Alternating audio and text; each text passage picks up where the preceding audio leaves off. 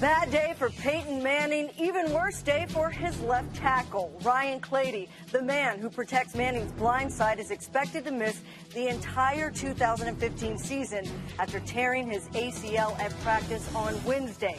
His head coach on the loss.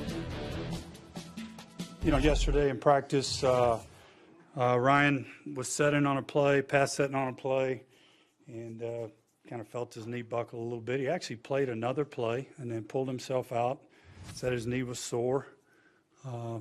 We really weren't that worried last night. Everybody felt good, but we thought we'd take a look at it this morning, and unfortunately we got some horrible news. So he's got an ACL, and you know, we're going to get it taken care of and then make some decisions. There will be no decisions made real quickly. This one hurts because the numbers back up what everyone already knows. The Broncos offense is not as productive when Clady is not on the field. Denver averages 2 more yards a play when Clady is in the game versus when he is not. Welcome to NFL Total Access. Amber Theo-Harris joined by 2-time MVP Kurt Warner. Kurt, we have to remember Peyton has had 4 neck surgeries. Him staying upright is crucial. So how will Clady's absence affect Peyton Manning directly? Well, Amber, we're taught as quarterbacks, or we're conditioned to not think about those 5 guys up front and the guys that they're blocking. We're taught to just focus on what we do. And, of course, when you have a guy like Ryan Clady, or for me it was Orlando Pace, it made that a lot easier because you could just kind of put an X on the guy they were blocking and knew that they weren't going to get you all day.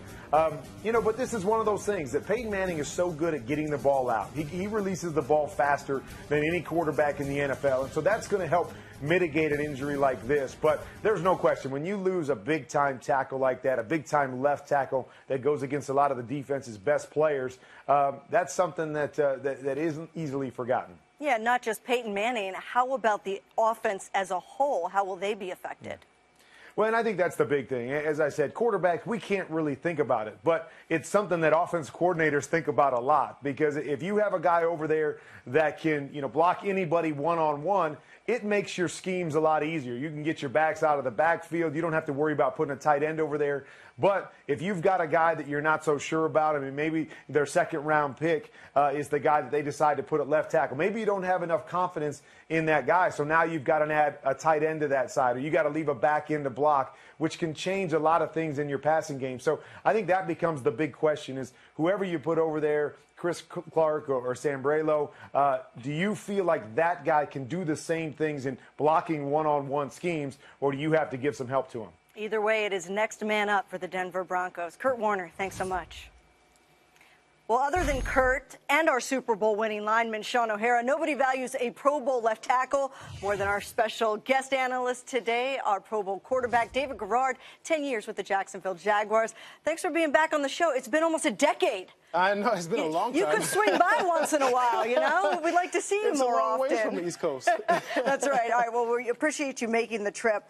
Right now, you feel terrible for Clady, but Manning, you know he's hurting, too. As a quarterback, what is he thinking right now? He's feeling bad, you know, because that's his backside. And to lose his Pro Bowl left tackle is tough. You know, so he has to be able to just get the ball out of his hands like normal. He, like Kurt said, he is the best quarterback at getting the ball out of his hands, and he'll be fine with that.